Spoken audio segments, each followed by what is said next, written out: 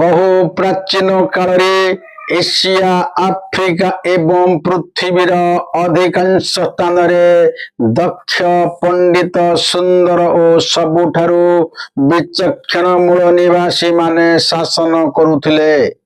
ମିଶର, Mesopotamia, Sindhu ସଭ୍ୟତା ଆଦି ପୃଥିବୀର ଅନେକ ପ୍ରାଚୀନତମ ସଭ୍ୟତା ଏହି ଅଧିବାସୀମାନଙ୍କ ଦ୍ୱାରା ନିର୍ମିତ ହୋଇଥିଲା।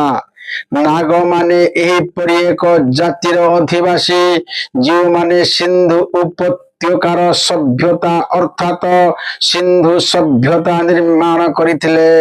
ନାଗଦ୍ୱୀପ, ନାଗମଣ୍ଡଳ, ନାଗଲୋକ, ନାଗଭୂମି, ଜମ୍ବୁ ଦ୍ୱୀପ ଆଦି ନାମକ ରାଜ୍ୟ, ଦେଶ ଓ ଉପମହାଦେଶରେ ଏହି ଅଧିବାସୀମାନେ ବସବାସ କରୁଥିଲେ। ଅସୁର, ରାକ୍ଷସ, ପିଶାଚ, ଦାନବ ଓ ଦୈତ୍ୟ ଆଦି ନାମରେ ଏମାନେ ପରିଚିତ ଥିଲେ। ଏମାନଙ୍କର ଆବାସସ୍ଥଳକୁ ନାଗମଣ୍ଡଳ କୁହାଯାଉଥିଲା।